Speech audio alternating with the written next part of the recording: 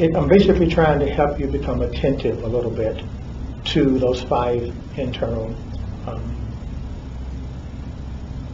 areas, where you breathe in and you imagine the prana coming in through the nose and the mouth. There's an important distinction. Now you can imagine it as breath if you want to. But really you're inhaling and exhaling. As you inhale and exhale, you imagine the prana coming in and leaving the body. And so I inhale, and when I inhale, the first thing I do is imagine the prana coming through the nose and the mouth and filling up my chest area.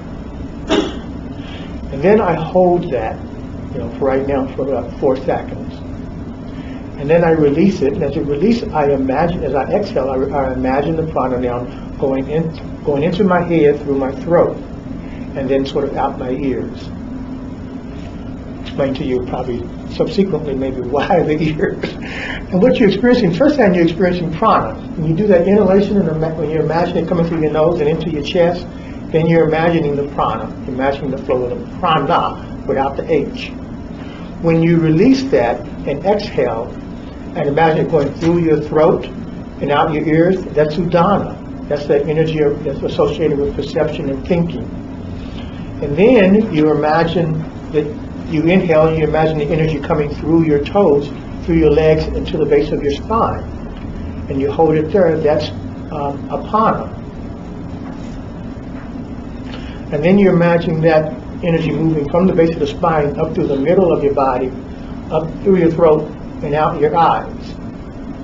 That's udana again. That's udana. And then when you imagine inhaling again through your navel into that region, then that's samana. And then you imagine that energy from samana, from the belly, going out through the body. That's dhyana. So what you're trying to do is, through these imaginations, to begin to do 2 things. First, to actually have the effect of lengthening the rhythm of contraction and expansion, so by practicing that, but also becoming, in your imagination, that imagination will lead to a real apperception of the prana.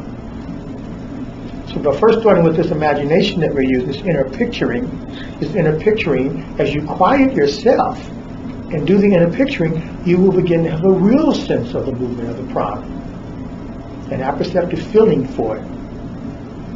A feeling sense of it. Let me mention one more thing.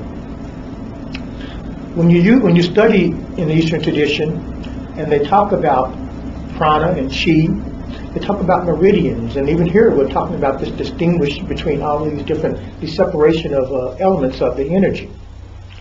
Well, that sense of separation comes because our sense of the etheric is of our bodies. Now, we don't see the etheric, the clay that our bodies are made out of. We see our bodies. So a certain amount of our etheric is tied up in forming the body that we perceive. But then there's this freed etheric, and that's what we use for our thinking and those higher functions of awareness. Now, when we think of chi channels, what we're actually thinking of in chi channels is the freed etheric moving back through the etheric that is bound. That's what the chi channels are. And that's what the major 5 pranas are. When we become aware of those, we're becoming aware of, that's why we have a bodily picture of them. The freed etheric then moves back through the etheric that is now bodily. And what they mean, if you use your chi in an awake way all the time, then it doesn't do that. It doesn't flow back through the body that way. Right. So it goes back, and it's a healing thing. It goes back and it revitalizes the chi. It revitalizes the etheric that actually is maintaining the body itself, the picture of the body. Otherwise, because that etheric is, just like we know, it wastes away in the world. It wastes away in the world. And that free etheric, when we go to sleep, goes back in and revitalizes it when we're not thinking. This is part of what happens to early childhood teachers, where is part of their etheric doing that for the children. Right, exactly. And if they aren't able to have that capacity for forgetfulness themselves, and if they don't allow the children to forget also, then the body's worn out. The body is worn out. So when we talk about meridian, we're talking about really that free etheric flowing back through the body. And so you're doing this whole, you're lengthening these contractions. Part of the reason that can't happen is because of the busyness in the free etheric. Because you're using it in your thinking way. Right, Okay. exactly. Now, you can either quiet directly through the mind. That's why practice of Jama Niyama and those principles work. You can go directly to the mind. I quiet the mind, and the etheric, begins to move back into the body. But I can actually use the breathing too. Use the breathing and the imagination to generate from here the quieting of the mind. So if I can spontaneously make my mind quiet and just forget, then that process happens. Or I can use the breathing and the imagination to quiet the mind, and then that process happens. So that's what we're doing. We're using imagination, inner body picturing, coordinated with the breathing, and trying to lengthen the rhythm and bring about eventually periods of cessation. Right now, only for seconds, though. According to myth, you can bury a yogi for 1,000 years. And so he's being totally fed from the etheric, from the intuitive world. So he gets up 1,000 years later and he's just fine because none of his body has been kept vital that whole time. That's the principle of that. If you can cause that cessation, then that period of cessation, then you're continually fed from the spiritual world. But it's our thinking that blocks that process. So you can't be on all the time up here. Now, eventually, the thinking itself becomes a mirror of the spiritual world. Eventually, there's no distinction. And in a sense, this is moving on toward dhyana and samadhi. You come to a place where your very thinking mirrors the spiritual world. It is actually because the thinking is really spirit. If I look over here and I see something happening, I say, oh, that's an example of that concept. Now look over here and see an example of that concept. Oh, well, those concepts aren't two concepts. They're the same concept manifesting in two different places. That's how the spiritual world works, just like concepts work. So if my spiritual energy takes on a certain shape, then wherever I take on this shape, then I experience myself as one with that other being. That is samadhi. And we'll talk more about that. That is what samadhi is. My own spiritual energy takes on the form and therefore substance of other spiritual beings. And I don't feel any distinction there. That's why Steiner's philosophy is a philosophy of non-dualism. When you witness your thinking, you're simply witnessing the spiritual activity, and that spiritual activity then can be synced up with the external world.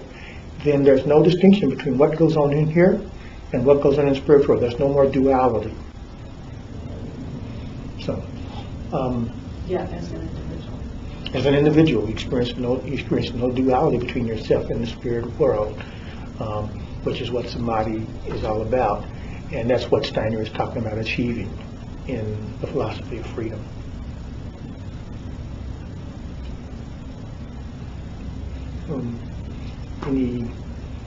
So I've kind of did my three things. The last thing being trying to explain to you how the pranayama works. People have any questions about that, how this whole process of slowing down the cessation of the prana so that it becomes quieter and quieter and quieter, and then at one point it's completely still, and therefore all the radiant information that comes into it, you begin to recognize in your own being what impulses you have within your prana that are about that.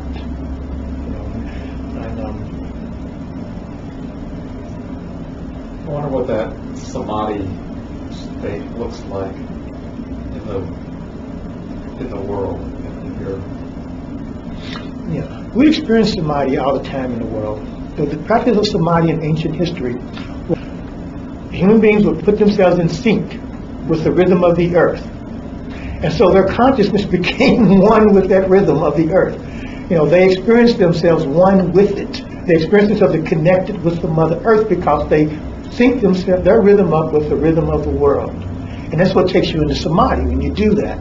So anytime you live a rhythm fully in relationship to something else, then you begin to get an intuition that makes you feel connected and one with that.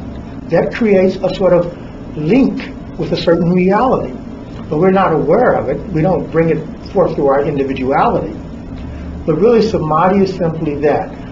Two rhythms become resonant. When they become resonant to a certain degree, they begin to inform each other by that resonance.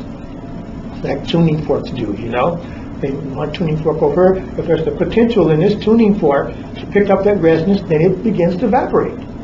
That's what samadhi is.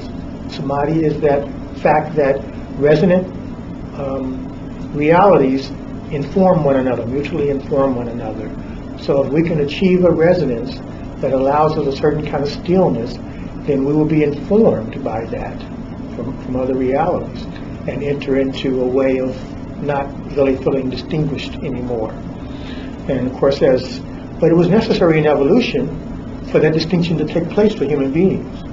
If we were to develop our own individuality, we couldn't just be merged into the rhythm of the earth. We have a certain task in the universe. And that task requires that we come to the conscious ability to link ourselves up with the rhythms of the spiritual world and not just be tied to the rhythms of the earth, which, nowadays it's almost impossible for us to even return to that. We can't experience the sense of that anymore.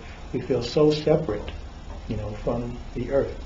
But that was the foundation of knowledge, in primitive times, was that capacity to link up with it. That was what Els talked a lot about when I heard her speaking, was connecting or observing the spirit in the earth.